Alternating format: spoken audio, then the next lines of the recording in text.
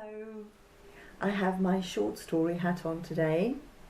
So this is my first short story. It's called When You Gotta Go. I'm reading from my Kindle. I look up from my Kindle as the tube stops. Bounds green, says the sign on the wall. The digital message that runs above the windows inside the carriage confirms the same thing. People board the tube and take the seats of those who had disembarked moments before.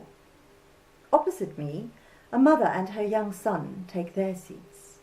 Like me, she sits in the first seat, her little boy in the second, next to her. I turn my attention back to my Kindle and pay them no further notice. I don't like children.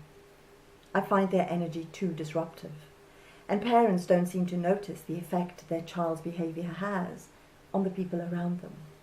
It irritates me. I don't have children of my own, never wanted any. But if I did have children, I would want them to be considerate and kind, and sit still when they're travelling on the tube or eating in restaurants. The little boy opposite doesn't sit still. He's off the seat in no time.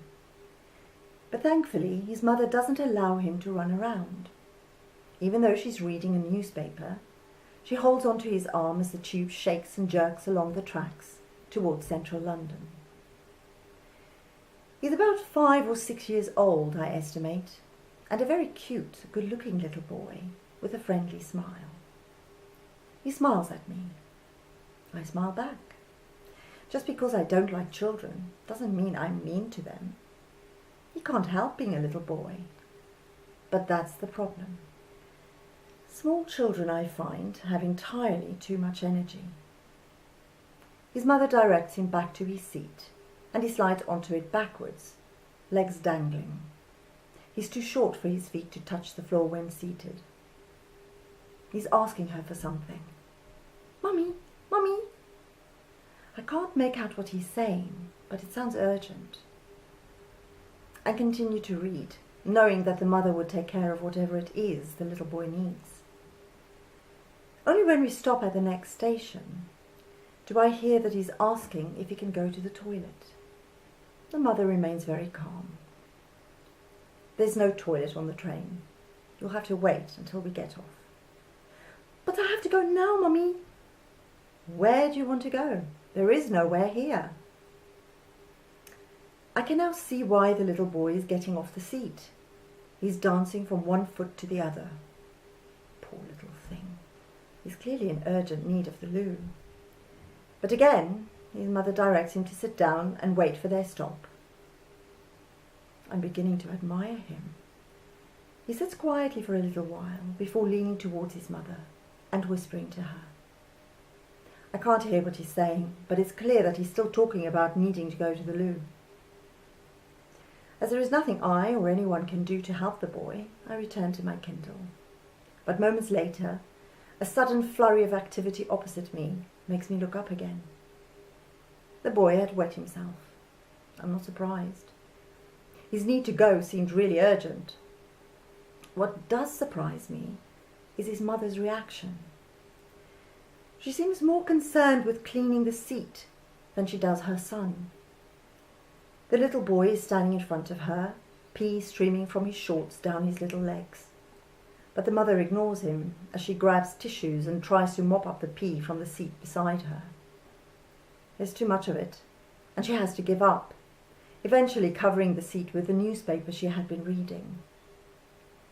I decide her actions must betray a sense of embarrassment. Why else would she ignore her little boy to deal with a wet seat instead? Apparently satisfied that she had done all she could for the pee-soaked seat, she turns her attention to her little boy. She wipes his legs with the tissues that she adds to the wet ones already in her bag. I can't imagine how wet everything else in her bag must be by now, or what it must smell like.